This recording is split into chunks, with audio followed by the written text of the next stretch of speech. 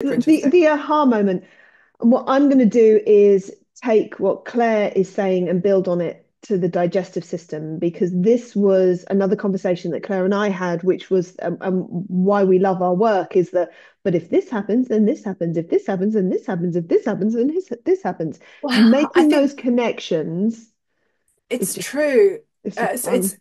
it is, and we've had to do this for ourselves because Laura and I have been the people that were absolutely, I'm going to use the word crippled with irritable bowel syndrome. I can't even tell you how many days when I worked in a corporate job I missed from irritable bowel syndrome. I know you're the same, Laura, like lying on the floor, feeling like you're actually about to give birth. Mhm. Agony, agony, and then all the other symptoms that we've had as well. And so all we've ever heard from doctors, and one of the issues is that a gastroenterologist who deals with guts doesn't deal with hormones. So they might say, oh, it's because of hormones. And you go, well, which ones? And they go, estrogen? Don't know. But you speak to an endocrinologist who does hormones, they don't do gut. So what happens is these conditions keep falling down the cracks. So the amount of research that Laura and I've had to do, which is why we love this so much, and pulling together these strands, because we've had to do it for ourselves, because otherwise we didn't know what to do for our own health. And that has obviously then led on to all of the work in the college, all of the courses we've created, and also the online clinic. So we take, for example, a poor diet that is going to create blood sugar instability, which is at the beginning, at 1 o'clock on our clock wheel here. So we've got the blood sugar instability, which is creating a high insulin issue. It also has that knock-on effect with motilin. So motilin slows down, which means then the whole digestive system slows down when we've got this blood sugar instability. And with this blood sugar roller coaster that we talked about, this creates spikes in adrenaline and cortisol and a lot of stress in the body. Now, we are kinesiologists originally by trade, and we know that there are muscles that are connected into the hips and the pelvis that when there's a lot of stress in the body, the hips rotate, and this puts the digestive system into a compromised position. Now, we work with the ileocecal valve, which is the valve that connects the small intestine to the large intestine, which is in between your belly button and your hip bone on the right hand side. And when your pelvis is at a tilt, that ileocecal valve is then put in a compromised position and doesn't work so effectively.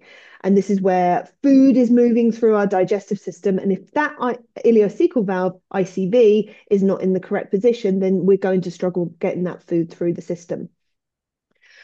Also, with high levels of adrenaline and cortisol, we get a reduced enzyme and acid production in the stomach. This is where we're using the sympathetic and the parasympathetic, the two different sides.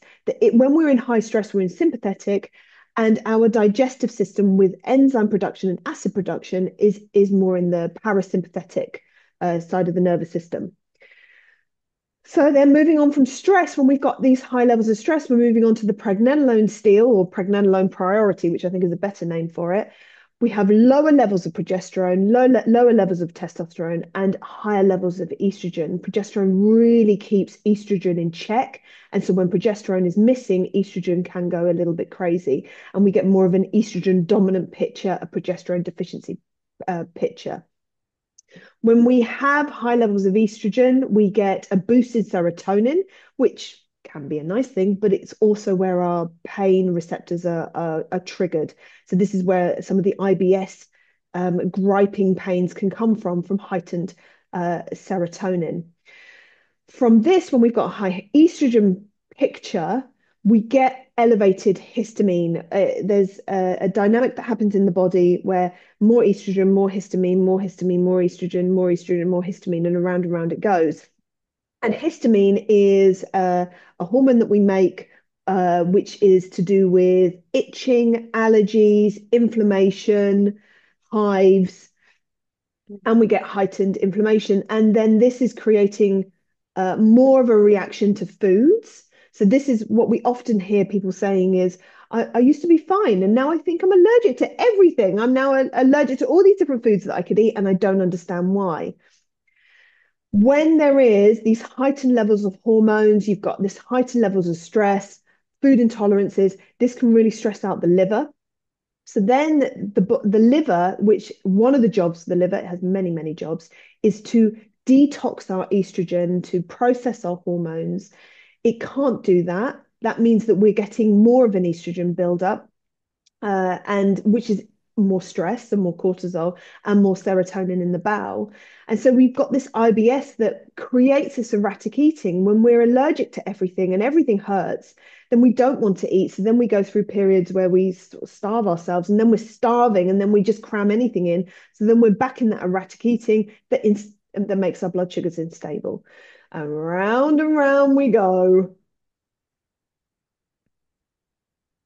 So the estrogen and the gut, there is an enzyme that is created by gut bacteria called beta-glucuronidase. And what it actually does is reabsorb estrogen. So this is fascinating.